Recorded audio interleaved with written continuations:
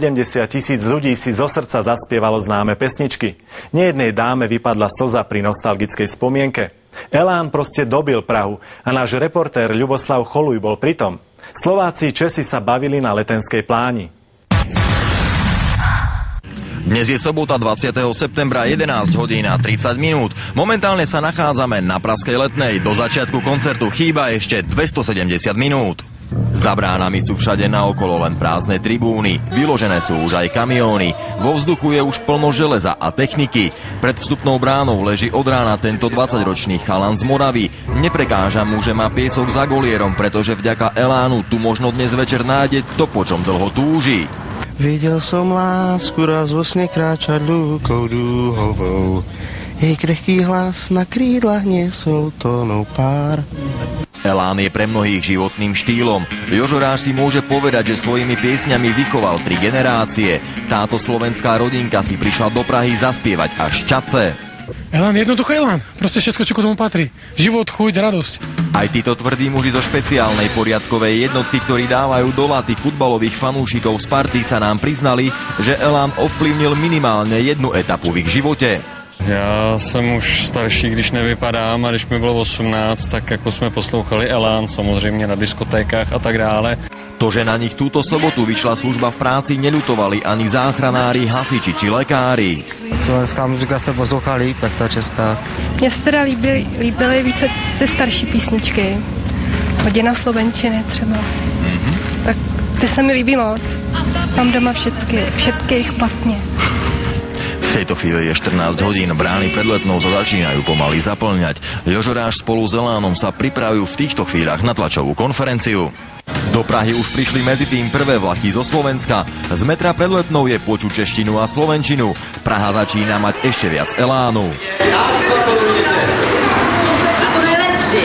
Medzi tým sa už Jožo Ráž, Jano Baláž a Vašo Patejdl usadili na tlačovej besede a okrem iného oznámili aj mená hostí, ktorí im budú robiť predskokanov. Speváčky Linda a Alice Konečná, Peter Naď, Marián Kochanský a český Katapult. Meky Žbírka spieval bez nároku na honorár, pretože to Jožovi Rážovi po havárii sľúbil. Frontman kapely nemal problém priznať sa, že zhodil 6 kýl.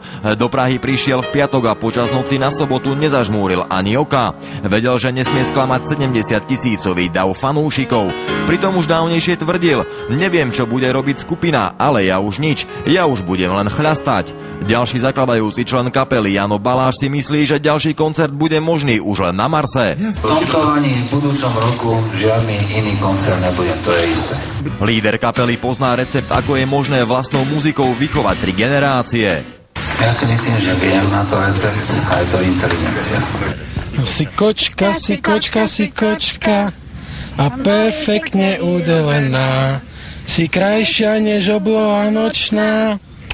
Vonku sa už medzi tým rozložili aj stánkári, ktorí ponúkali všetko možné s nápisom Elán. O bezpečnosť sa staralo 500 mužov v uniformách, k dispozícii boli 3 hasičské autá, ale aj 20 sanitiek. Davy najskôr rozhýbal Peter Naď, po ňom väčšine mladá kapela Lojzo, na polhodinku si zahral aj Meky Žbírka a so slnkom zapadol aj Katapult.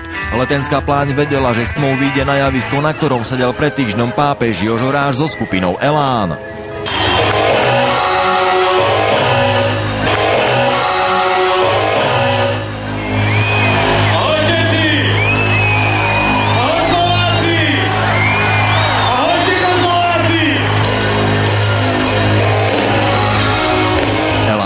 Vyberali zo 40 piesní, nakoniec počas 2,5-hodinového koncertu ich odohrali 30.